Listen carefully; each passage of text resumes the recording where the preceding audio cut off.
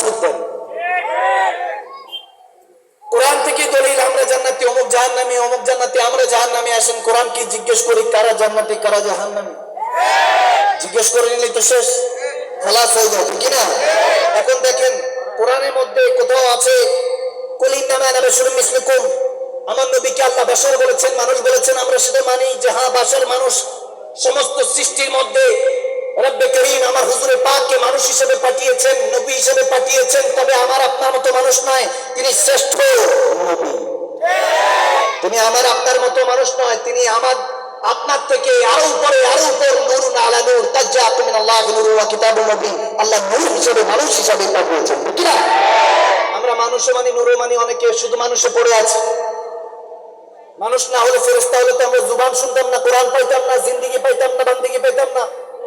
মিলাদুন নবী মানি, সিরাতুন নবী মানি না, আবার সিরাতুন নবী মানি, মিলাদুন নবী মানি না। আর আমরা সুন্নি মুসলমানরা মিলাদুন নবী, সিরাতুন নবী, মেরাজুন নবী সবই মানি।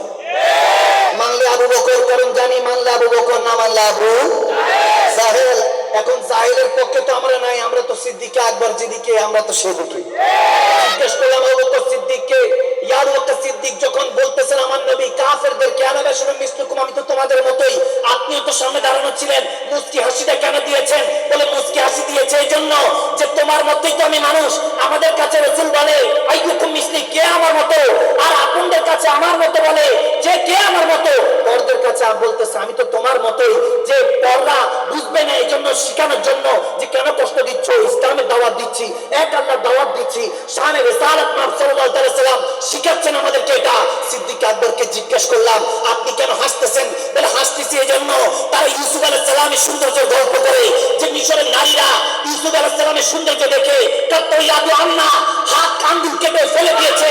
এর কারণে একটা সুই লাগলে কষ্ট হয়, রক্ত নালীগুলি আলাদা হলে কষ্ট হয়, কিন্তু ইউসুফ আলাইহিস সালামের সৌন্দর্য দেখে মিশরের সুন্দরী সুন্দরী নারীরা যখন যখন কমলা কেটে আঙ্গুল কেটে পড়ে গেল, টের পেল না, অনুভূতি হলো না, কষ্ট তো অনুভব হওয়ার কথা, অনুভূতি হলো না।